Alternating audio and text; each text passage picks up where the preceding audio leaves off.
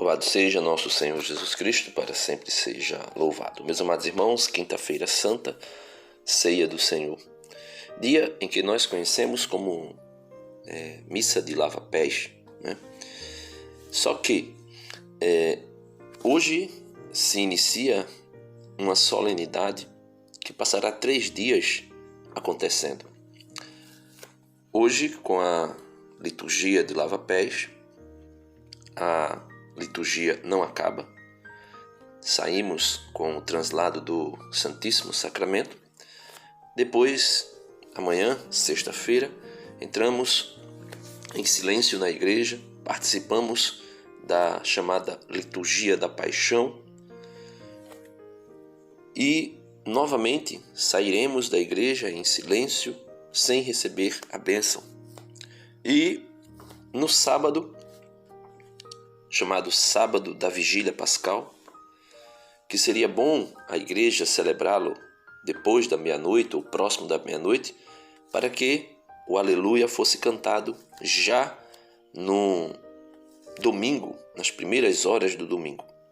E aí sim, no final da Vigília Pascal, receberemos a bênção e teremos vivenciado uma solenidade dentro de 3 dias. Essa solenidade é tão grandiosa que é necessário 3 dias para vivermos. No evangelho de hoje é o evangelho que Jesus lava os pés dos apóstolos. É o evangelho que Judas sai para trair Jesus. Logo no começo é dito que Satanás colocou no coração de Judas o desejo de trair Jesus, né? Veja, versículo 2: estavam tomando a ceia, o diabo já tinha posto no coração de Judas, filho de Simão Iscariotes, o propósito de entregar Jesus. E aqui nós podemos ver as últimas horas de Jesus sendo realizada. Meus irmãos, Jesus vai dizer a Pedro que, porque Pedro rejeitou ter os seus pés lavados por Cristo, porque isso era, lavar os pés era tarefa, né, do escravo. O escravo é quem lavava os pés tanto do seu senhor como dos convidados. E Jesus faz o papel, aqui podemos assim dizer, entre aspas, de servo, de escravo. E de fato ele diz, lá no finalzinho desse evangelho, Jesus vai dizer assim: depois de ter lavado os pés dos discípulos, Jesus vestiu o manto e sentou-se de novo. E disse aos discípulos: compreendeis o que acabo de fazer? Vós me chamais mestre e senhor, e dizeis bem, pois eu o sou. Portanto, eu que sou mestre e senhor, vos lavei os pés. Também vós deveis lavar os pés um dos outros. Dei-vos o exemplo para que façais a mesma coisa que eu fiz. Ou seja, Jesus, que é Senhor dos senhores, veio na condição de servo dos servos e serviu os seus, podemos assim dizer, os seus servos. Serviu os seus seguidores, os seus discípulos. E ele pede que nós façamos o mesmo. Nessa liturgia de hoje, a primeira leitura apresenta para nós Êxodo 12, versículos do 1 ao 8, depois 11 ao 14. Aquela passagem onde Jesus fala, ou melhor, onde as Escrituras falam da ceia, né, da Páscoa, né, do Egito, da Páscoa dos hebreus, melhor dizendo. E ali eles se alimentam de pão sem fermento, pão asmo. São Paulo vai dizer depois aos Coríntios que Jesus é o pão asmo, ou seja, é o pão sem fermento que nós comemos.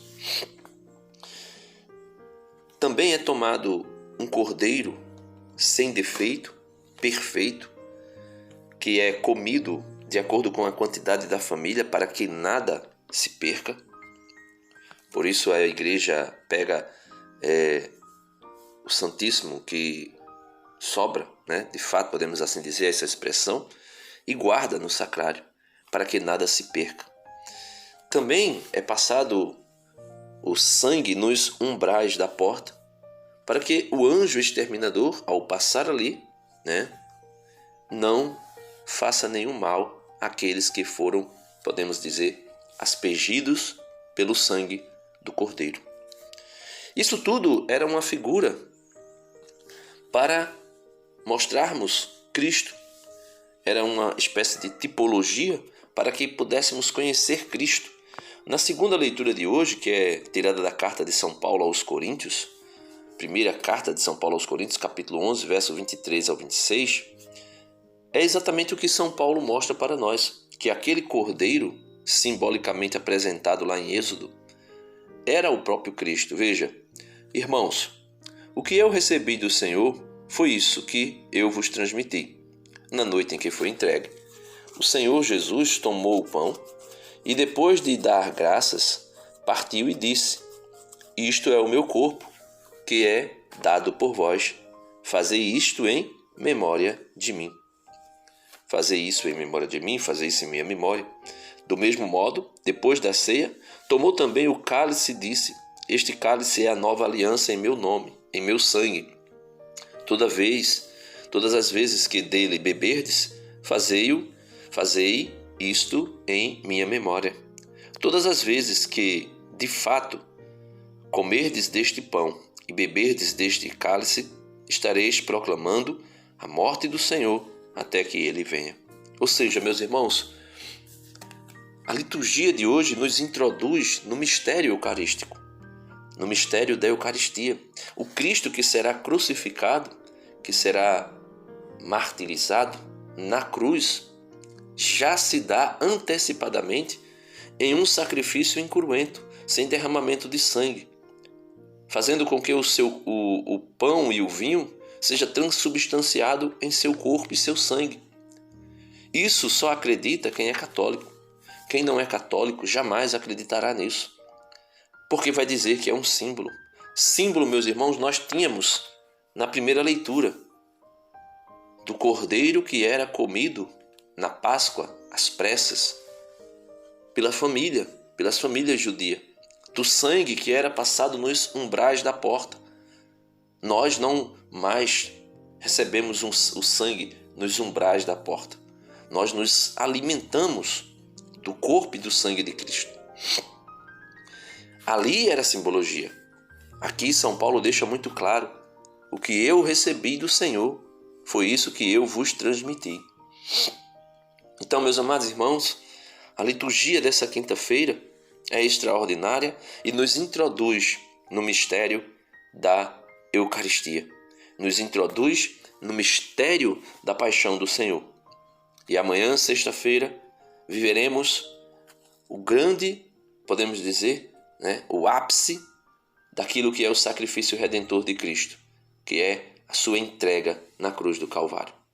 E no Sábado Santo receberemos a graça, ou viveremos, teremos a oportunidade de viver a grande ressurreição. A grande ressurreição de nosso Senhor Jesus Cristo. Que Deus nos abençoe, que Deus nos ajude a compreendermos estes mistérios e assim podermos vivê-lo de maneira mais perfeita. Amém.